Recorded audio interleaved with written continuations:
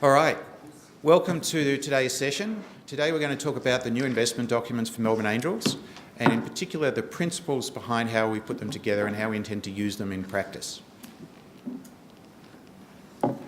First of all, I'd like to thank the two companies who have been supporting this and developing this, most significantly Russell Kennedy, who have been our lawyers and drafted the documentation for us and are here today, not only hosting us, but also here today to answer our questions.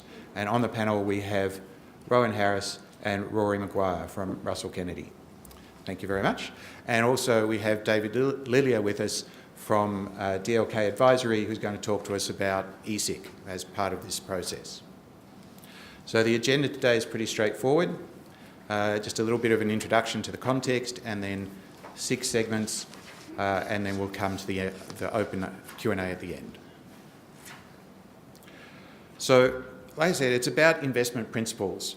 Now, investment principles help guide us to have standardised and scalable investing. We're trying to do this time and time again.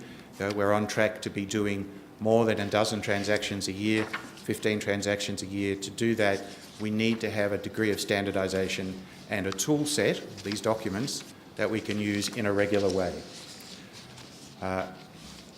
One of our key principles, of course, is that all of our members and any angel co-investors that we bring into investments with us all invest on the same terms. Another important principle is that we favour reinvestment over dividends. So we don't encourage the companies that we invest in to provide dividend or cash flow returns. We're looking for equity value growth. The new documents that you're aware of, we have a new subscription and shareholders deed.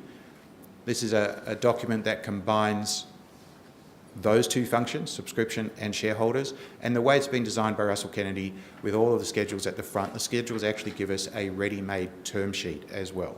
So it's really combining the function of 3 documents into one. And then we also have the new Angel Investor Representative, which is a proxy form that we'll talk more about. Okay, now just run through a few assumptions that we have. We assume that we're investing for an exit. We are investing for an exit in early stage high growth companies, and we expect the exit is going to be a trade sale exit. We do recognise that terms are negotiable. We're not trying to be dictators of terms, but we expect the core terms of the agreement to stay largely unchanged, and the variation in negotiation should be possible within the elements of the schedules themselves. I've already mentioned that we need to have standardisation to reach scale. We also recognise that new investors, that is new investors in a company at any given round, frequently means new terms. So we've tried to create a set of terms in our documents that are aligned and friendly to all of the key parties, including later stage investors. When you do set terms for something like this, particularly with startups where the founders themselves are putting their livelihoods on the line, that we have to be accountable. We have to understand that the terms we're setting have a consequence, and we have to behave appropriately, and we have to accord with the terms as well as expect the other parties to accord with the terms. And we are assuming that we're going to be investing directly into the company, not through an intervening vehicle of any sort. Now, a key concept used throughout the document is the angel investor majority. What this means is that all of us, when we invest through this document, we will get listed, our names will get listed, and we will be called angel investors in the document. And there are a lot of powers or rights built into the document, decision-making rights and information rights and things of that nature, and a lot of them are exercised or triggered by the angel investor majority. That means a majority of the shares owned by the people identified as angel investors. So that's an important key concept that runs through the whole document. Okay, so the very first principal area that I want to talk about is alignment, and alignment of interests. Now, we think that an alignment of interests is actually pretty key to understanding the way that angel investors do what we do. We want to make sure that our interests and the founders' interests are well aligned so that we can move towards getting a positive exit for everybody. Now, this is usually quite an easy thing to do in the sense that, or a natural thing to do in the sense that angel investors and founders are both investing directly. We have our own personal investment in the company. We are motivated by our own personal engagement. Now, there are other parties, of course. There are any other shareholders other than founders who might either pre-exist us or later join as ordinary shareholders in the company, and of course the staff of the company. And so an alignment of interest has to take those into account as well. And then one of the most challenging alignments of interest is to make sure that we take into account the follow-on investors. So we have to have terms that give us the best chance of preserving that alignment of interest with the founders and the other parties when another round comes in. One of the differences with later round investors is they're frequently aligning their interest with the company's interest and not the interest of the people in the company. And that's a big difference. Angel investors are frequently aligning our interest with the founders as individuals because of that similarity of who we are and the perspective that we take. Ultimately, it's still about the company succeeding or nobody gets what they want. So where do we build alignment? So there are a number of different parts of the agreement that address alignment. And I just want to highlight how some of those work for you. So the goal of alignment, among other things, is to achieve good governance for the business. Good governance, good stewardship is part of what keeps a business going, directed to its intended outcome and benefiting everybody. So in Schedule 1, we have a description of the business. We have a description of who's involved, the founders, the ordinary shareholders and the angel investors, us. The numbers in the brackets refer to the clauses or the items in the schedule. We have a thing called the materiality threshold. Now that's a dollar number that's used to test certain elements of the agreement. If something is more than that dollar number, then it's material and it's subject to some of the controls and decisions that the angel investor majority may be able to influence or exercise. And then, of course, there's the whole description of the board and the directors. Now, Schedule 3 is all about conditions precedent. Conditions precedent include doing due diligence, having the company adopt a constitution compatible with the way our shareholder agreement works, making sure that any debts or loans or outstanding obligations of the company are resolved prior to us investing, so that the impact of those happens prior to us investing. And then, of course, there's the matter of the ESIC, whether or not the company qualifies, and those members who want to can take the tax incentive. And then a specific use of funds should also be detailed as a condition precedent. Now, doing all of these things, these are the sorts of things that help us align expectations, right? It makes sure that the founders, the other shareholders, and the angel investors all understand what the ground rules are, what the basis of the investment is, and how we intend to proceed. Now, in Schedule 4, which is about the transfer of shares, we have a new concept called founder vesting. It's not labelled that in the document, but the intention is that the founders will actually put some of their shares at risk at the time that we invest. It happens for a number of reasons, but it's to align their interests with the interests of ourselves and the company, that they are motivated to continue to work in the business and grow the business. What this vesting does is it gives the protection to the company and to the other shareholders that equity will not be absconded, and it means that the founders won't leave in a bad way. If there's a legitimate reason for them to leave, that doesn't have to be a problem. The other thing is the lifestyle clause, and we'll talk more about founder vesting later on. The lifestyle clause, which we've had before, this is essentially a form of redemption.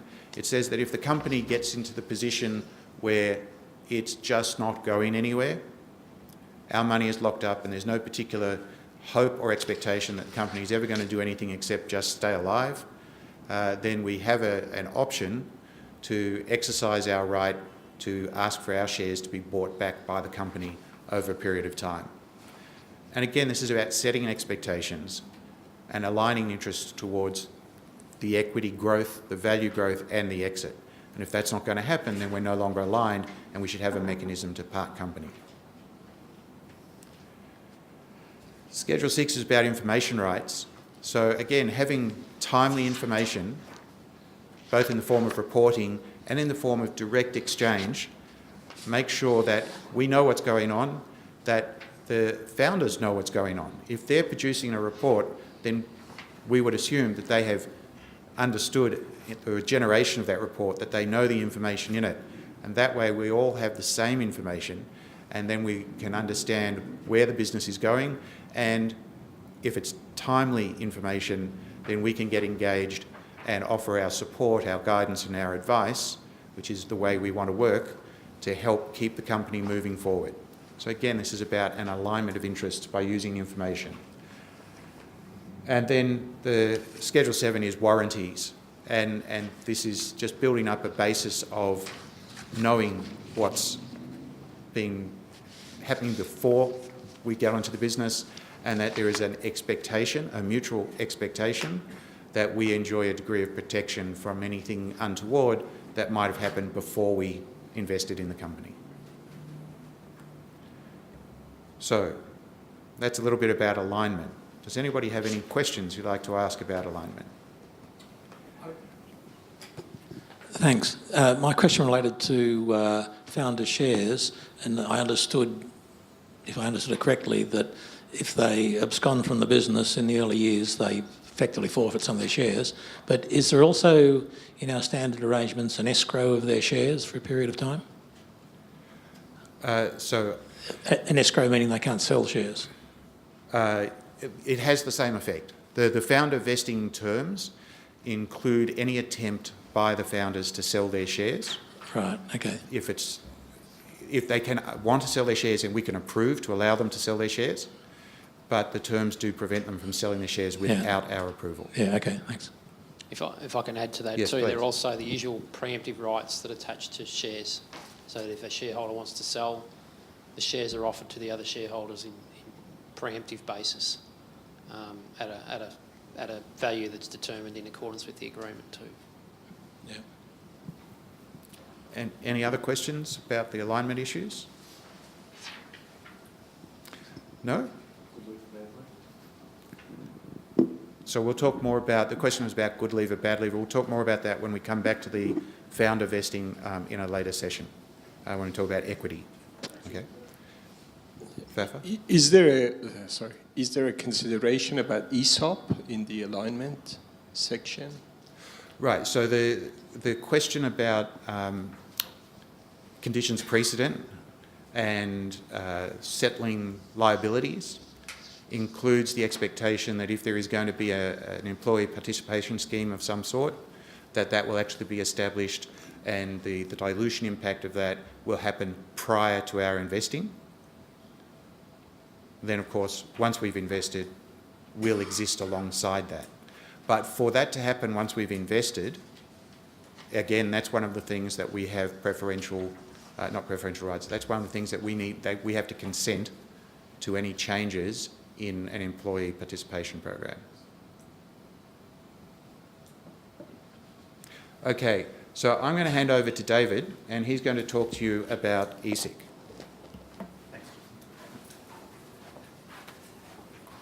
Hey everybody, how you going? I suppose I'll stand up here as obviously having a vested interest on both sides of the fence here.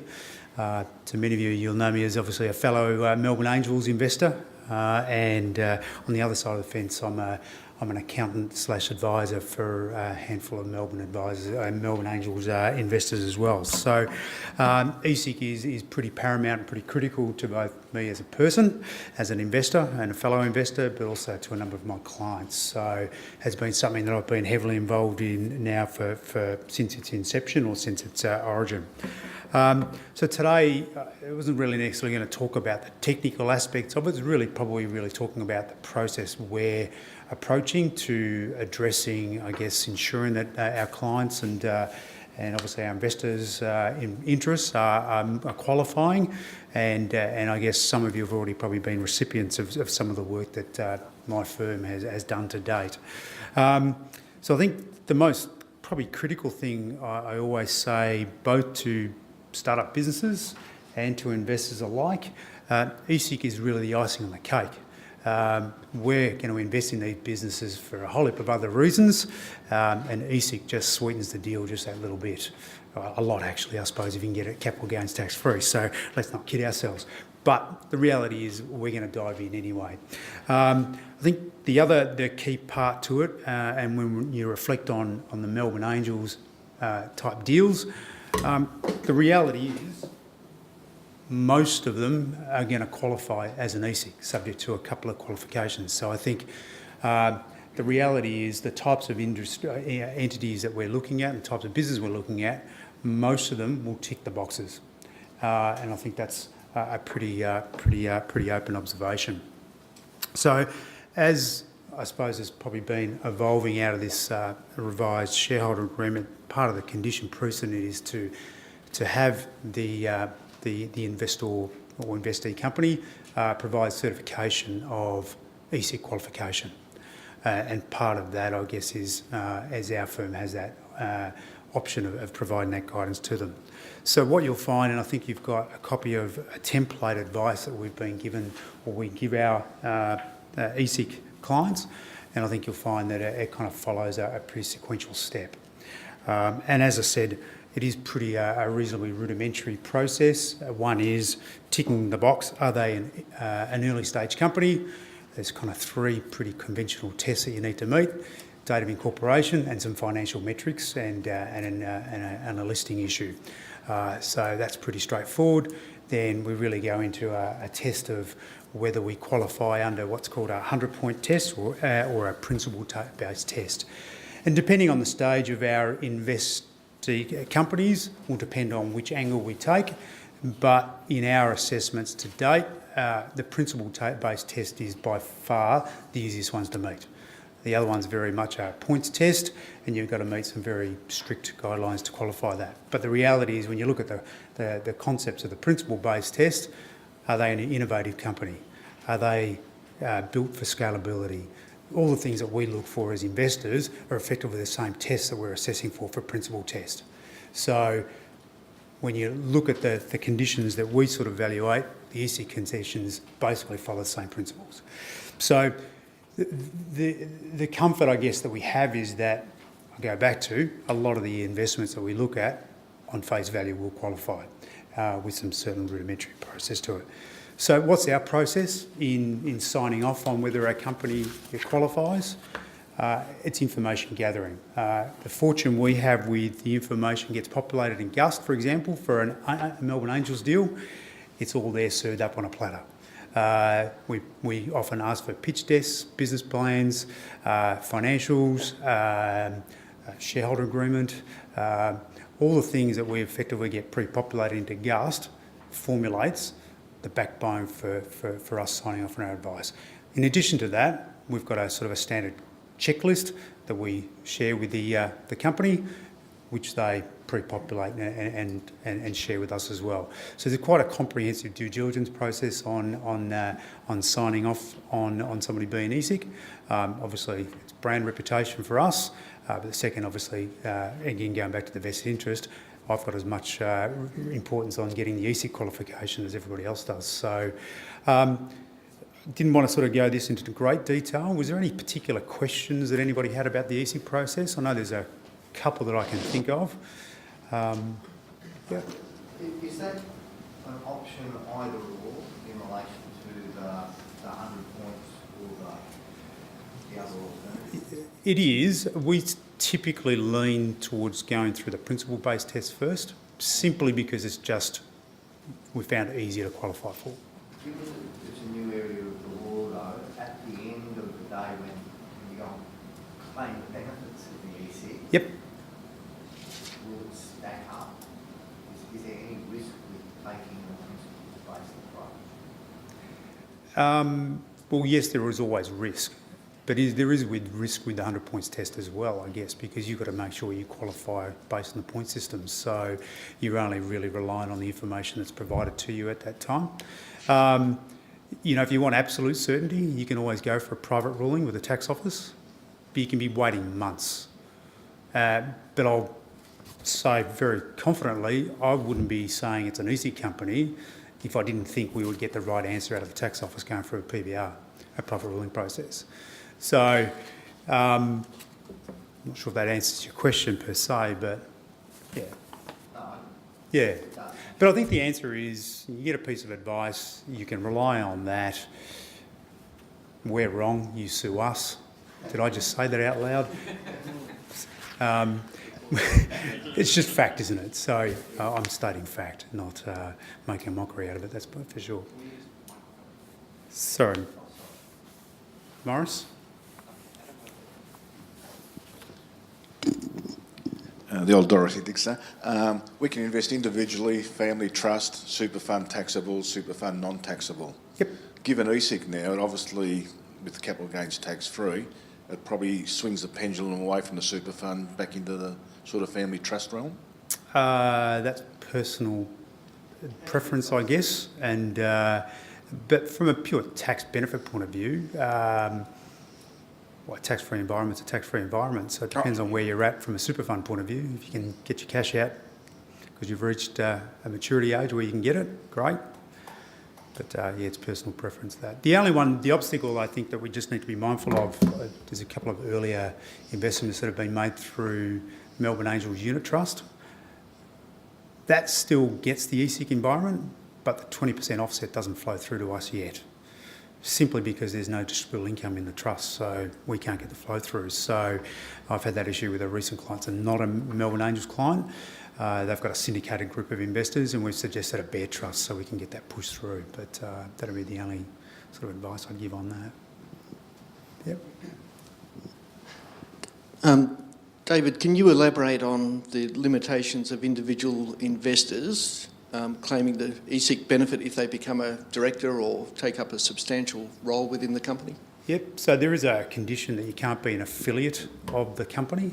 But that's an assessment we do, and we've got a live issue at the moment we've been working with a client about, as to are you so an affiliate is somebody that's got an influence over the company and has the ability to direct and so forth.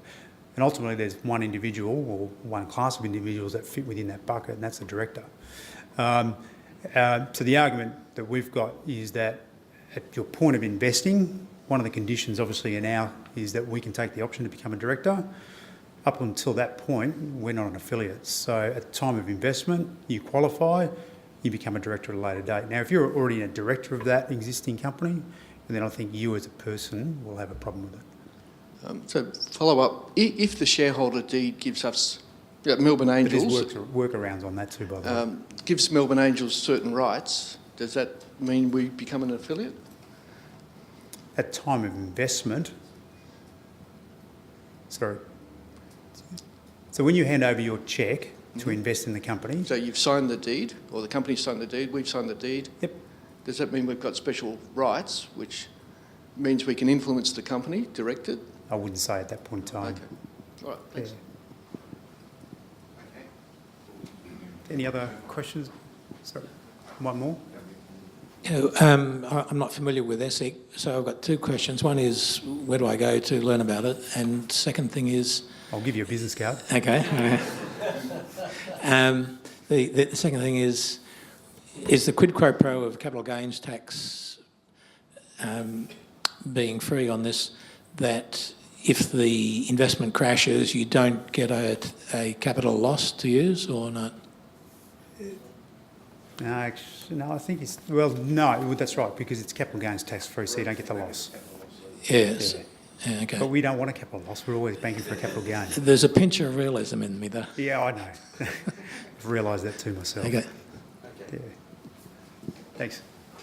Thanks very much, David. Thank you, David. We'll move on. So the next sort of area of principal activity I want to talk about is efficient decision making and promoting an exit. So how do we have terms that promote better decision making and also support the idea of an exit? So these are the sections of the schedules that have an impact, and I'll go through them in a little bit of detail.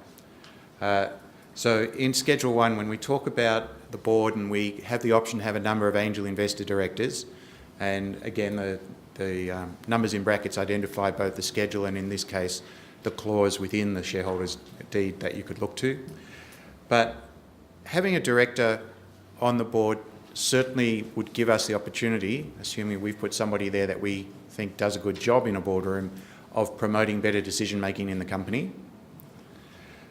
The fact that our director is required for the board to have a quorum means that our director, who should be promoting better decision making, cannot be left out of key decisions.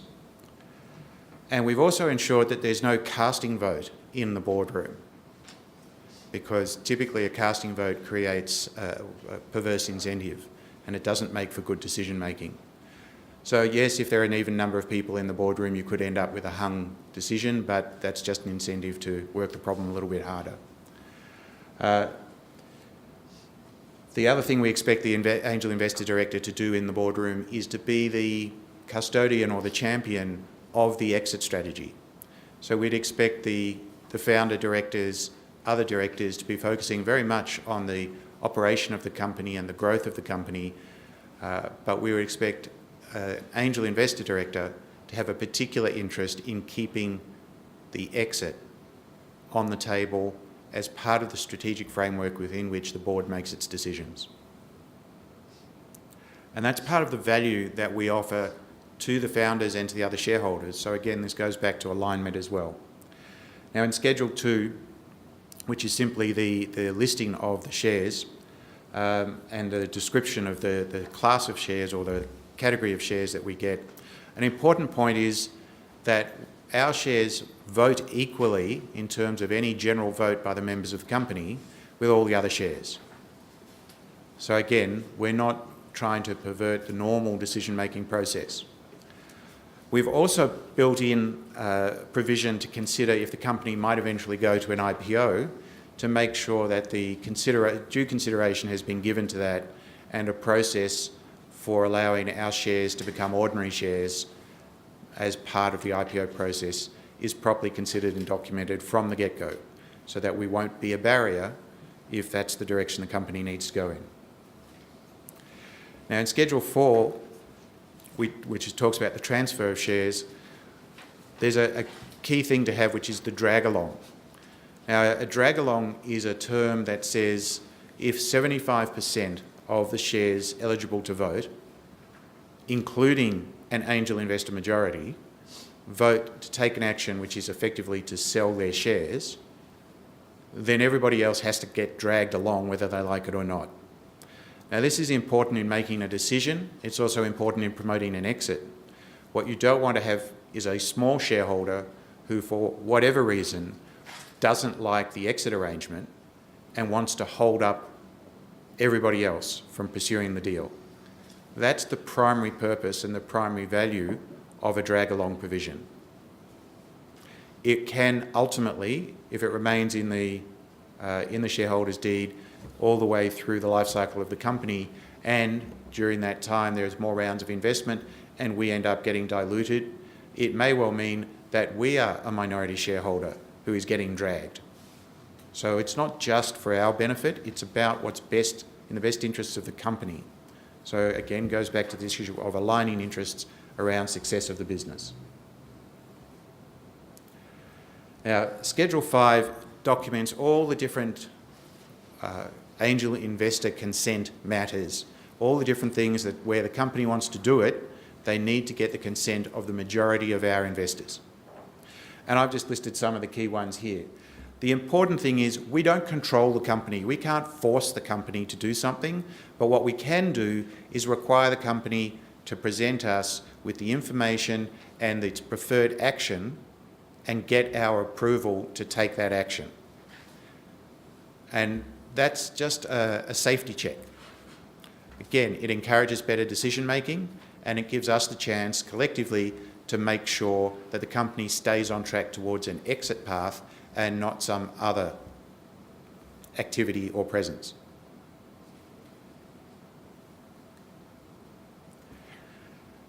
Schedule 6 is about information rights and access rights. So when it comes to decision making, as I discussed earlier, having good, timely information is essential if you want to have good decision making.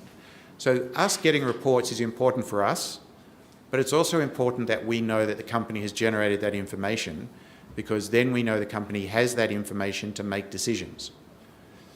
So it's not just about us receiving the report, it's about the whole process.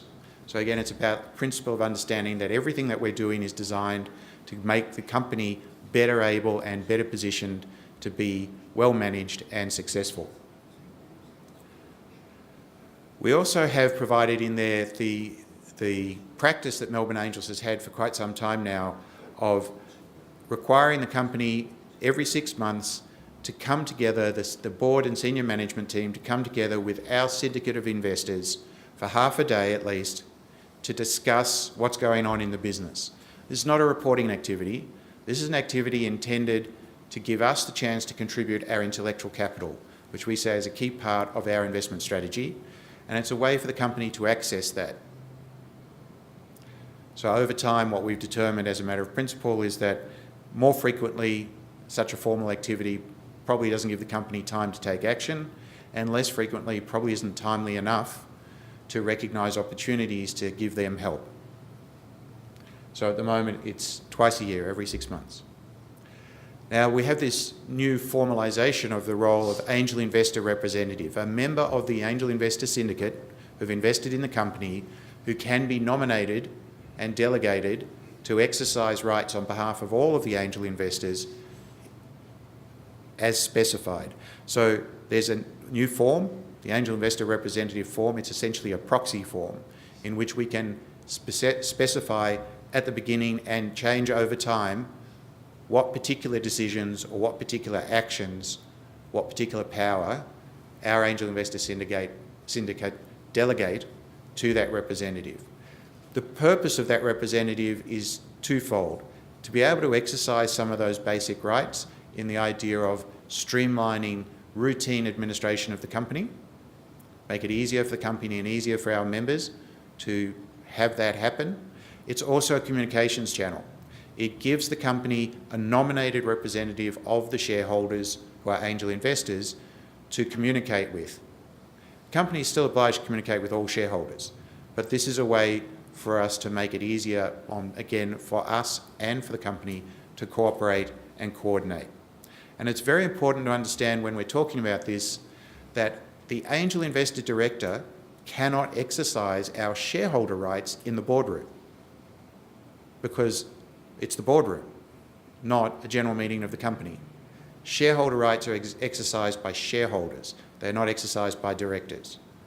And while there is a lot of bad behaviour about that or bad practice about that around the place, it's something that it's important that we stay focused on, and it's part of the good governance practice we introduce to the companies we invest in. So any questions about how we can use our terms to promote decision-making and exit? That's all right. We'll keep rolling. So next we're going to talk about equity and how equity of a company is essentially a scarce asset, because as we know, there's only 100% equity. It's not the producers. We can't sell 130% to 6 different people. So in the terms, there are 3 elements in particular that focus on equity as a scarce asset. In thinking about equity, we have to think about who has equity, who has possession of that asset, who might want access to that asset, who gets value from that asset. So obviously we do, because we're buying that asset. The founders have that asset. The ordinary shareholders have that asset. The employees will have some sort of access to that asset in most companies. And of course, later round investors.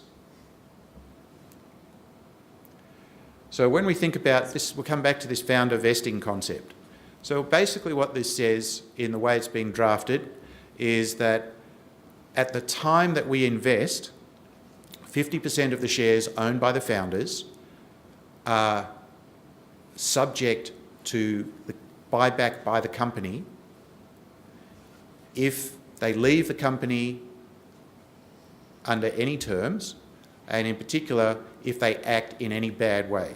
So if they're a bad actor or a bad leaver, then that triggers this, and under those circumstances, those shares can be purchased back by the company for $1.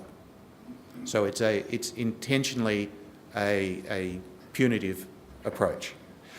In an ordinary leaver scenario where it's just not right for that founder to be in the company anymore, family circumstances have changed, something of that nature, then there is a pricing formula built in by which the company would purchase back those shares at the minimum reasonable price. The idea is that we don't want the founders leaving the company with a large chunk of equity, and then we don't have that equity available to redeploy by selling it to new shareholders or by redeploying it to other members of staff or to other executives. So it's just about protecting that scarce asset for the benefit of the company and all the stakeholders in the company. So 50% in year one, so at the time of signing, and for the first 12 months, 50% is at risk. At the end of year one, half of that, 25%, is released, is vested. The remaining 25% then vests over the remaining 3 years on a monthly pro rata. So it's just an ordinary vesting schedule like you'd see for many other things you'd be familiar with.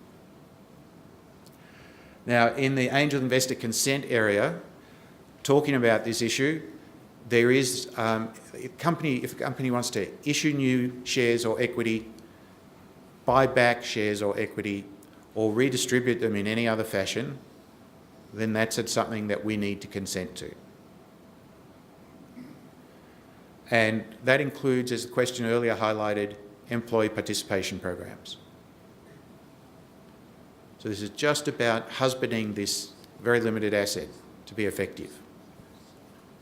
So any questions about how we can treat equity as a scarce asset? Theo.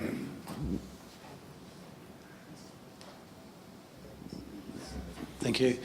How do we go about defining bad leaver or bad behaviour? Was it bad behaviour? Bad behaviour type scenarios. Bad actor. Rowan, or Rory, do you want to respond to that?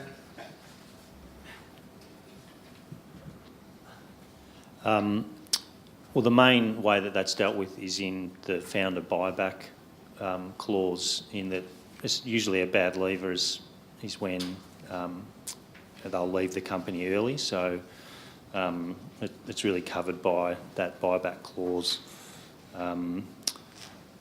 where if they leave in the first year, then you can buy back the 50% of their shares, and then that cascades down.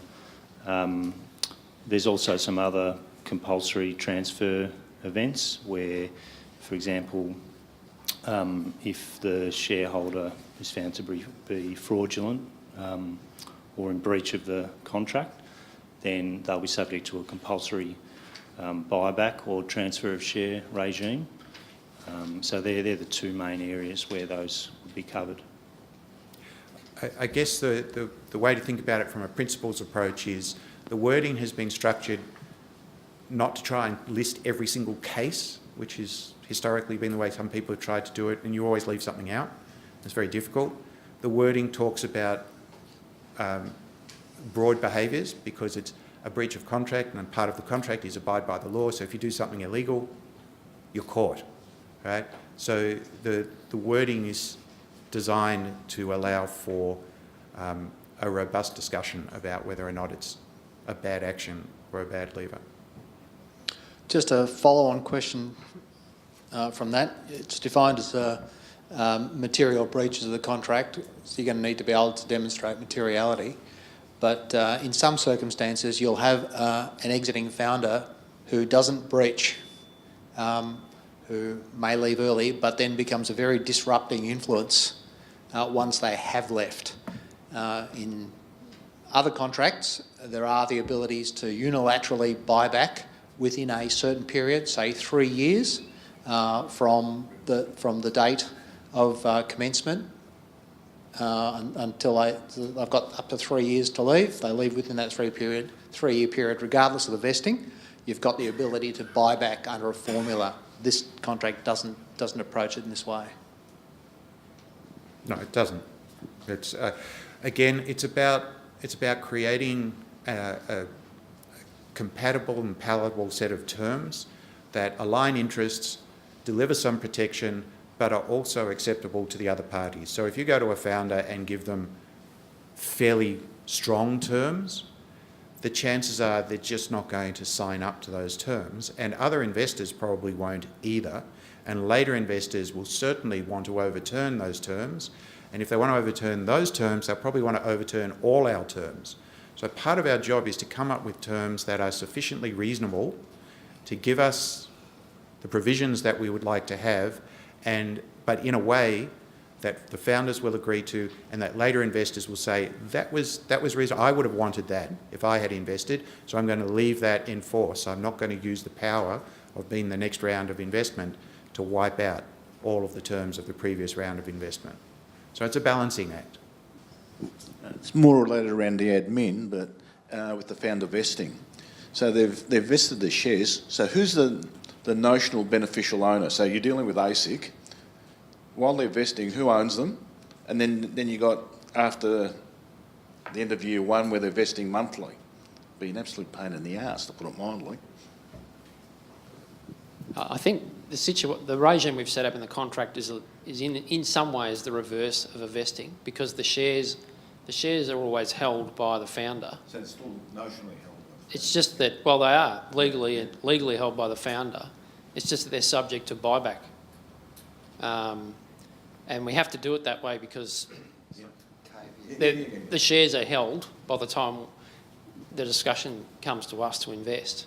And so it's designed to serve the same function as a vesting provision, but it's the opposite. Like a call option. Yeah, Yeah. it's the opposite because they actually already hold the shares. Roland? And I'll just add one other thing there. The contract does have some flexibility around the shares can be either bought back by the company, which is the main way, but there's also some flexibility because a buyback does require certain approvals under the Corps Act, and as you may know, is sometimes a bit of a lengthy and administratively difficult process. So there's some flexibility if the buyback can't be done, that the company or the board can direct that instead of the shares being bought back, they have to be transferred to a nominee. Yeah. So, obviously a friendly person, you say, well, the shares get transferred to them rather than having to go down the buyback route if that's not going to work practically. Roland? With regard to the good leaver, bad leaver clause, should there be an employment contract put in place? What if you get a male founder that wants to fool around with female staff? What if you get a male or a female staff member that decides they want to go and work somewhere else part-time and that's deemed to be a possible conflict of interest? There are a whole host of issues. And the other thing that hasn't been covered is a confidentiality clause to cover all staff that they should all enter into that lasts at least 3 years past their leaving date, should they be good leavers anyway. Well, yeah. So we would normally expect that there would be employment contracts put in place, and that is that's mentioned in the documentation. I haven't mentioned it today because it doesn't specifically go to some of these issues. The problem is all of these terms working together. As you can see, they come up in multiple categories. That's why today we're trying to talk around the broad principles. But it's a very good point, and it certainly is covered. Yeah, so just to add to that, Jordan, one of the conditions precedent is that the founders are supposed to enter into employment contracts that the Angels approve of, and then within the good leaver, bad leaver provision, there is a clause that says that their shares can be brought back if they materially breach their employment contract. So those sorts of situations you thought of would generally be covered by employment law and under their employment contract, and also confidentiality that would usually be covered in their employment contracts as well. Okay, I think we'll move on to the next one. And this is just around the idea that we take a risk when we make investments, and it's reasonable that we get some recognition for that risk. So I'm sure you've all heard at one time or another people telling you, why do you want all of these terms? You should just buy simple ordinary shares and just take the risk and leave it to the company to do whatever they do. And there are a lot of people investing that way in the startup world today, particularly on the online platforms, through accelerators and through other spray and pray models. We don't take that approach. So we look for a few things that show us just a little bit of love for the risk that we take. So in Schedule 2, again, which is the description of the seed round shares, we do have a liquidity preference, which we would expect would only ever be a 1x liquidity preference. So it just says that by the time the company comes to the point of actually having a liquidity event, having some cash to distribute, that it's not unreasonable, since we expect that's likely to be a very long time, that we get back the cash that we invested first before there's any other money to be distributed, and that once we've received that preference, then our shares rank equally with all the other shares and we share in whatever's left on a pro rata basis. We do have built into the document a provision for a weighted average anti-dilution, but it's based only on a down round. So we're not seeking anti-dilution protection in a company that is growing and succeeding. We fully expect that we will get diluted. That's actually a good outcome. If the company is growing and succeeding, is able to raise more capital, that's the way we expect things to go. But in a situation where a company is suffering, then we have in there the option for us to exercise the right not to be diluted by a down round. Then in Schedule 6 about information, again, timely reporting comes back. This time it's to all the reasons we've discussed before, but giving us the information we need to be able to steward our own investment and recognise where the risk is and how the risk is hopefully reducing over time, because we can see the company is being well managed and hopefully performing well. We also have the right to inspect. We inspect the books of the company and in fact to inspect the premises of the company. Premises in most of the companies we invest in wouldn't be all that important, but as we increasingly invest in companies with hardware assets like medical devices, then premises starts to become an important right, because there may be key physical assets that we may at some point want to make sure still exist and are still in the possession of the company. The audit is one which we've already had some interesting conversations on. It's a right once a year for us to require the company to audit their accounts at the company's expense, and we've already had some interesting conversations about whether that should be at the company's expense or not. One of the companies we're currently dealing with has suggested, well, we don't mind, go ahead and have an audit, but if the audit proves that everything's kosher, then you guys pay for the audit, and if it finds something's a problem, then the company pays for the audit. So that's the sort of question, the sort of negotiation that we may well have from time to time. Our starting position is the company will pay for the audit, and that's a pretty normal term in many other contracts, but that doesn't mean that we shouldn't consider it one of the areas that we would negotiate around.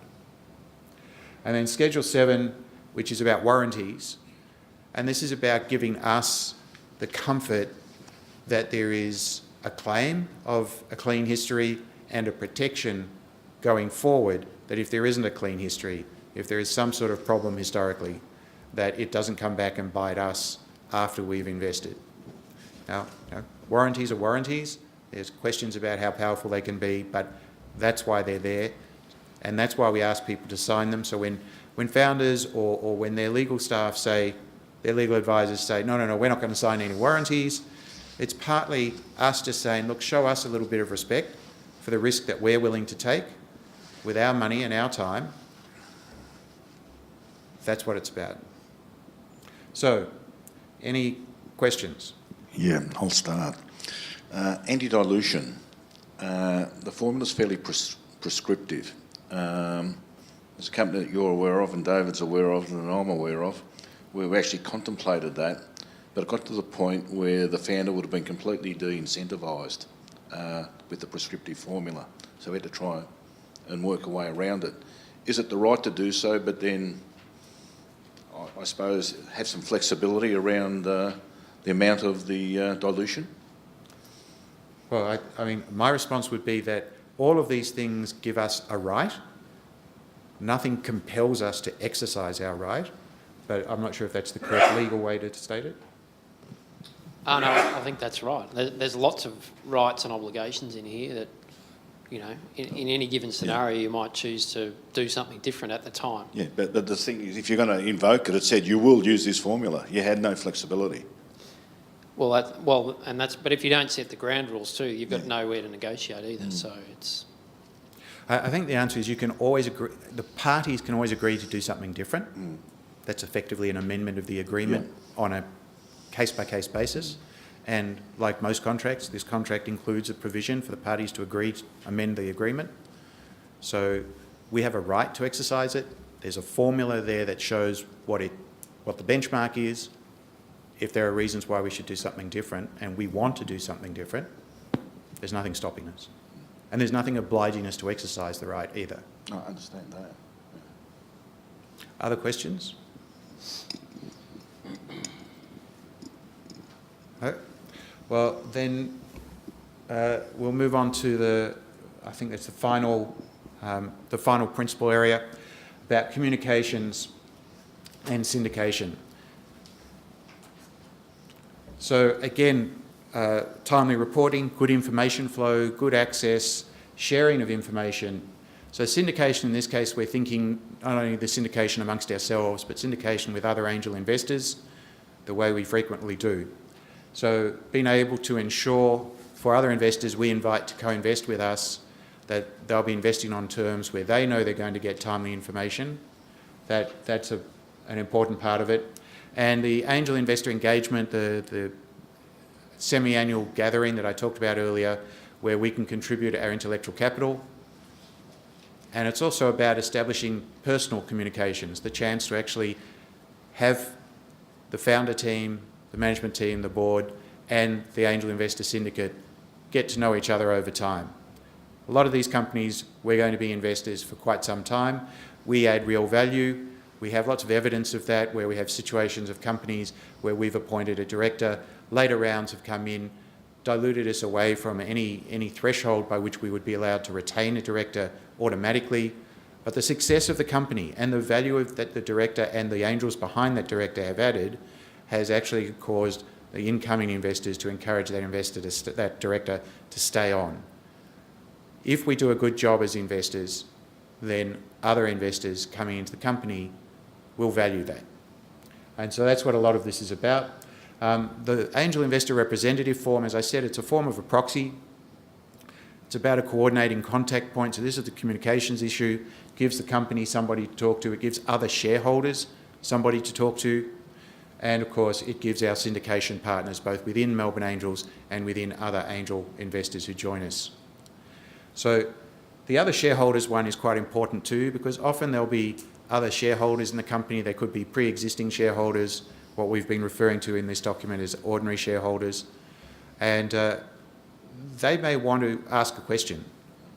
And it can be quite difficult if they just randomly bump into one of the Melbourne Angels and ask a question.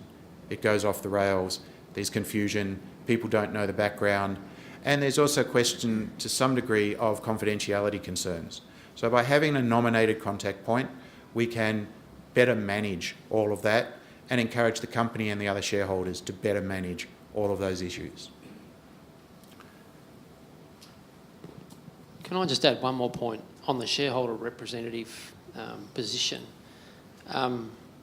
It's in many cases, I think that person will also be the nominated angel investor director, and then I think it does need to be a distinction and some formality. Well, actually, the intent is no. No. Oh, the okay. intent is that it would be two separate people. Okay. That the nominee director is a director, and because they cannot represent shareholders as a director, that we have a separate person who is the angel investor representative, the shareholder representative. Yeah. I'm sorry, I misunderstood that. Because right. the director's banned by board confidentiality. That's right. Well, there is a distinction between if you're a director, obviously the duties you owe to the company, which you have to sort of, whilst you might be an investor, you do need to have two hats on, I suppose, effectively. So we're trying to avoid exactly that. So it's a good point to raise, absolutely. The reason that we've created this role, we've always had it informally, but the reason we tried to document it is because we want to separate the risk that's represented by putting a nominee director into the board and then expecting them to somehow also be the shareholder representative, because it puts them in an impossible position of conflict. the function of the appointment too, as far as the investor rep is concerned, is to actually ensure that they have the necessary direction and instruction and comfort from the rest of the angel investor group to actually represent them with some clarity, rather than having a lack of direction. So that's also one of the reasons why we put the form together like it is, to give the person the necessary instruction and authority to proceed.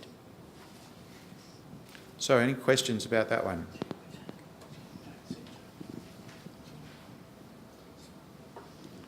So it's been a quick run through. As some of you know, when we do our full investment terms workshop, we take half a day and we actually look at how all the terms work and interact. Today we wanted to cover the principles and how we've packaged some of the new terms, new documents with terms to address each of the principles. So I just thought I'd summarise those for you. So when we speak about alignment, we speak about alignment with the founders. That's our primary focus. But that means also that we have to make sure that we are aligning with the other shareholders, with the staff, and with later stage investors. Then when we talk about decision making and exit, we exercise and influence that through the way we arrange our participation in the board and the way we expect the board to operate. The function of the angel investor majority consent that we must be consulted on a whole range of key decisions.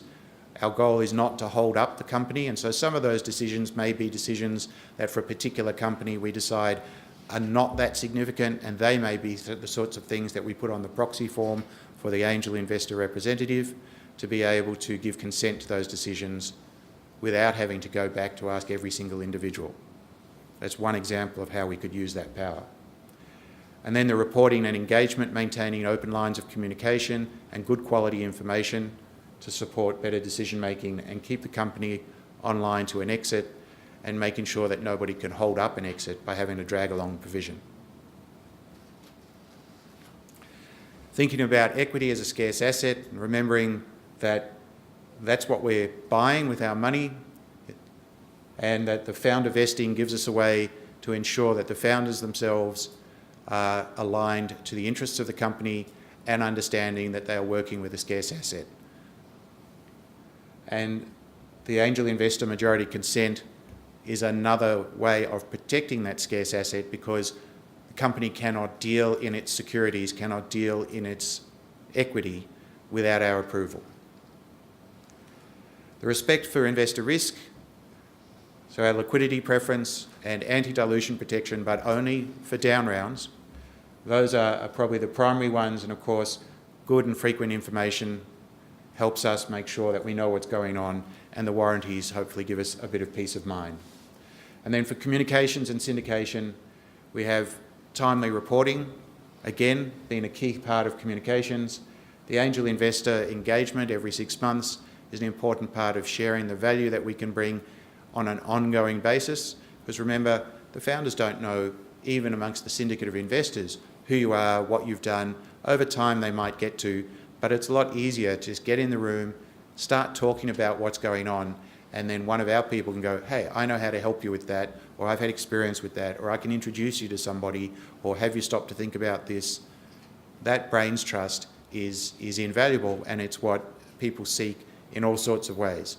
Just last night I was at the StartMate launch for Melbourne, and that's what all the people said they got out of it. People who've been through the program and people looking at the program, they want that network of insight and advice, that mentoring, that guidance.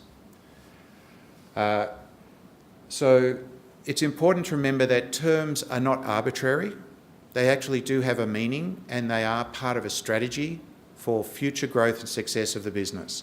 And in putting these documents together, we have quite intentionally brought all of these terms together.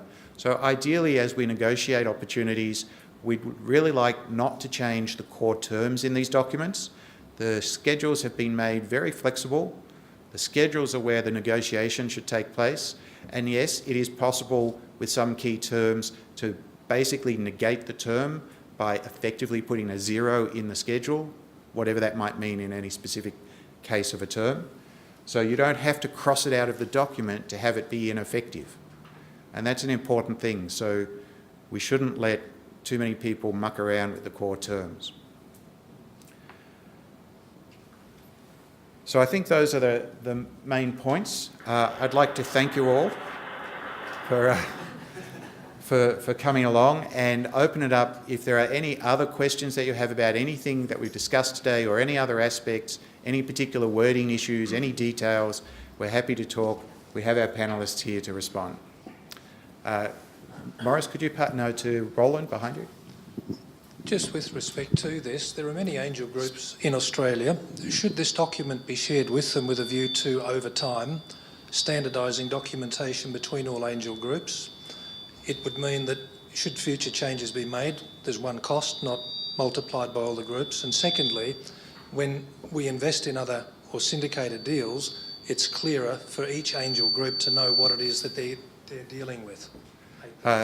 So the question is about standardisation and sharing the documents. So I'm already talking to our regular syndication partners about sharing our documentation with them once we've finalised it.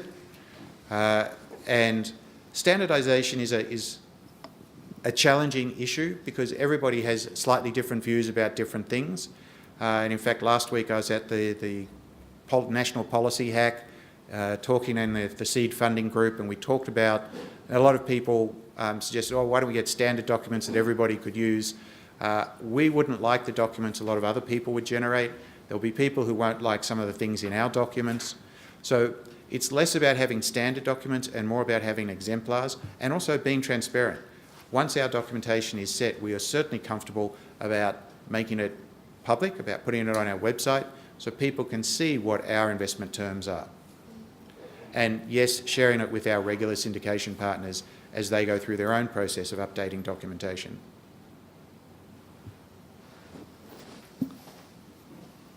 Jordan, can I do one quickly? Please. I'll give you a hypothetical. We're going to raise 400 for a company, 500 grand. Melbourne Angels put their hands up for 300 and the company finds another 100 themselves. How do we deal with those shareholders with our shareholders' agreement? Yeah, so this is, well, it's not entirely hypothetical. So it's probably to some degree a question back to Rowan and Rory, but I'm not sure that we have actually adequately considered this issue in our current draft. Broadly speaking, if those other investors were other angel groups, other angel investors, whether they're in groups or not, but people we felt comfortable shared our ethic, shared our approach, we would welcome them into the same rights, investing on the same terms. The question that's problematic is when those other investors are effectively family, friends and fools who are interested in investing in the company, but we run a significant risk if we introduce them into, for instance, being part of the calculation of the angel investor majority.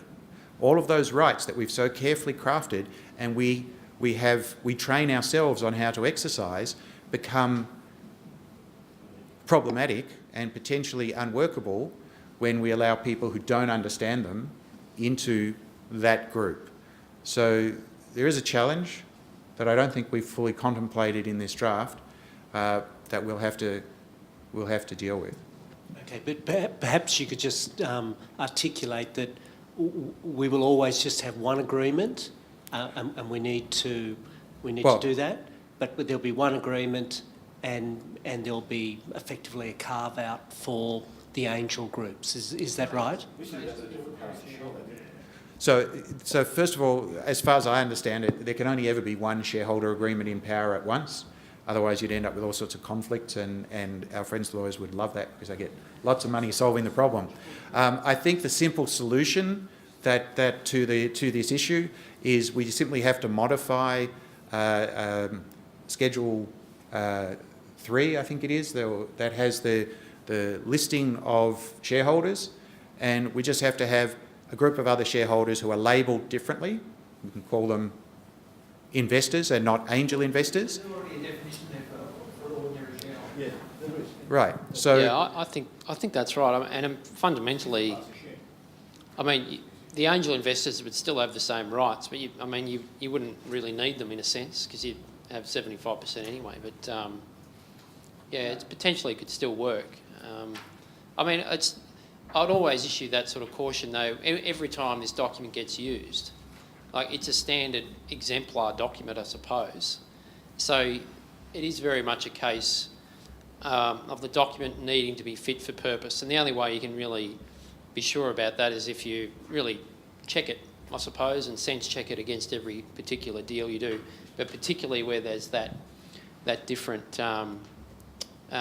dynamic or majority by virtue of the shareholding. Because the protections built in here for the angel investors really contemplates that the angel investors would take a minority position, and a position where their entitlements wouldn't give them control over all the different decisions that we've built into it. So, and I think the final complexity to Jonathan's point is that that isn't about the drafting. It's more about what we have to think about is how do we answer the question from those other investors of saying, yep, happy to have you put money in the company, but no, you can't invest on the same terms as we do.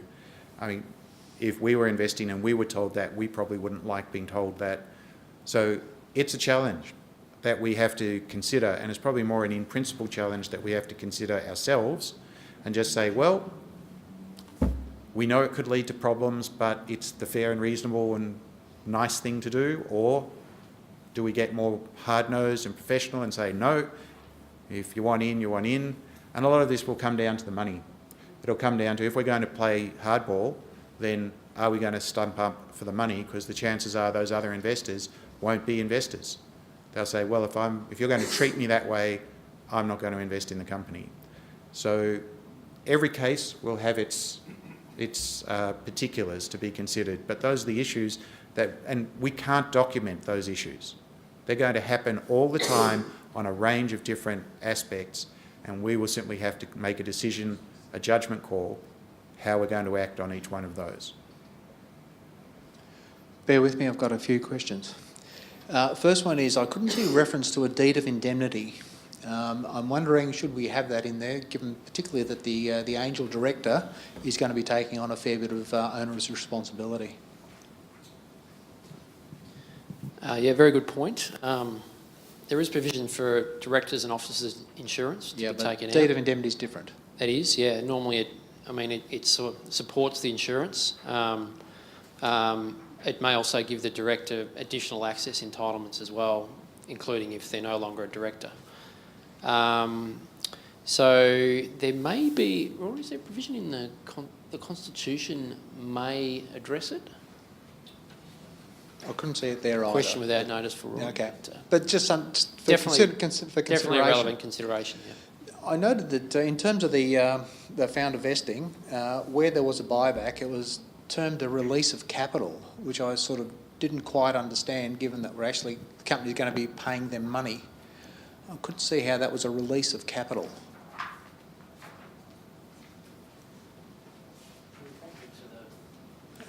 The particular bit? So clause 9, is it? You'll have to bear with me, sorry. The only reason that would be if the founder sells some of his shares, it releases capital for his replacement. So at that stage, the company will, in principle, be the beneficial owner. It's clause 1. I think the principle, the clause 1, the opening paragraph in Schedule 4 is really a statement of principle as to why this provision is in there. Yep. And I think it's really getting at the point that if the founder leaves, then we need to be in a position where there's share capital available to offer to someone else who may be able to step in as that person's replacement. That's the principle. So it's more of a principles clause, that first paragraph, and then the detail of it is set out underneath. Okay. That's what we mean by that, though. In the list of items that need Angel's agreement, you've got an insolvency event. That's pointless unless you've got some kind of sanction that doesn't have the founders or the directors move to insolvency without anyone's agreement, because once it's done, and there's no redress generally.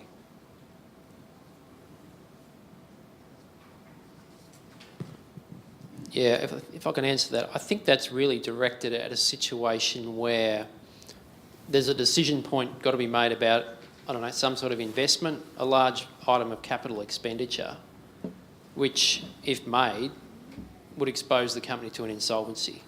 So the idea is that if there's a really big ticket decision got to be made, It doesn't then it say can't that, be No, made. it doesn't say that though. It says an insolvency event, full stop. There is no sanction for someone, for the founder or the directors deciding they were going to appoint an administrator.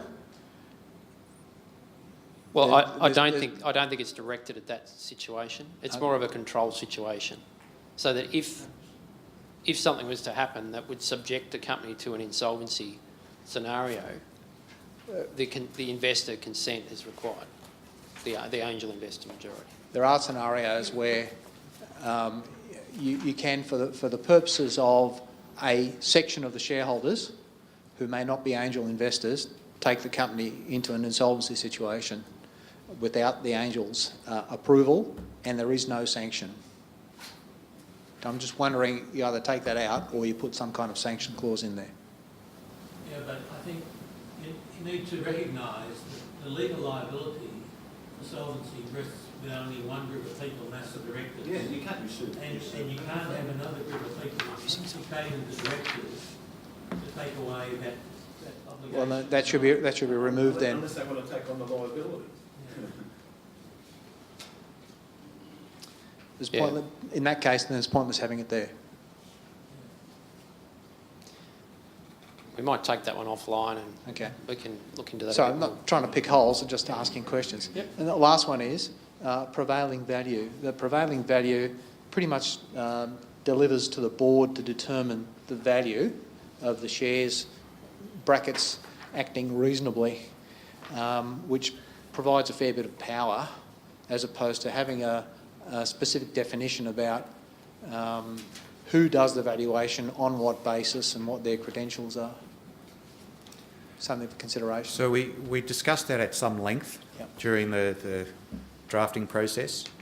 And this, again, it's one of those ones where we felt trying to set an arbitrary external measure or mediator wasn't going to solve the problem, particularly because a lot of the companies that we deal with, formal valuation methods aren't going to get you there anyway. So we recognise that it's not a concrete statement, but that also works to our advantage because it means that there's an opportunity there to have a discussion around what the valuation should be. And the other point is the baseline value, in the absence of any agreement, is the subscription amount. So if it's used to determine the price on which you can buy back shares, well, that's obviously, it's at least protecting the position of the angels again. So Very good. Yep, up the front.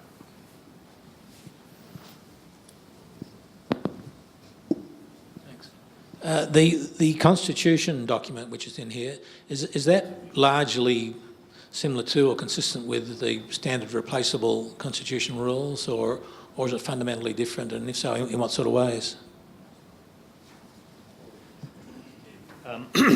So the constitution is a reasonably standard form constitution for a private Australian company.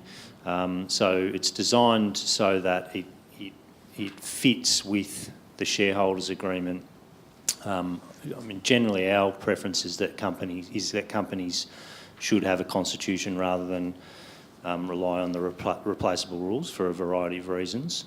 Some certainty, and also the replaceable rules has preemptive rights regime for the issue of shares, for example, which is redundant really.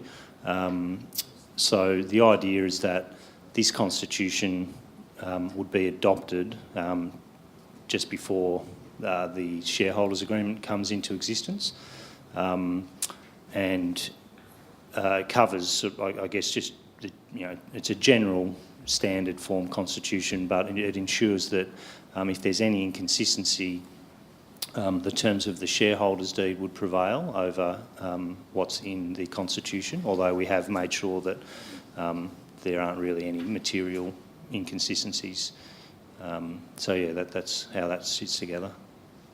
Yeah, I think broadly speaking, as a tool, we would expect going forward that any changes required would actually be made in the shareholders' agreement, and that constitution will stay pretty much unchanged unless there's a corporations law reason for changing it, which would occur if you were, for instance, considering an IPO.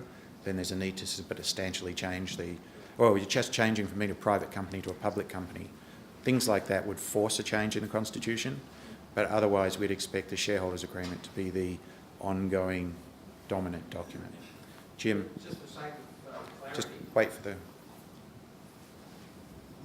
Just for sake of clarity, should there be a clause within the shareholder agreement just confirming that that's the paramount document?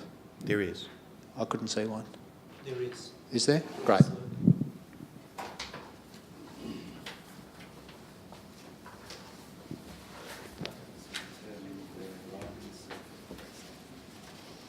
Other questions?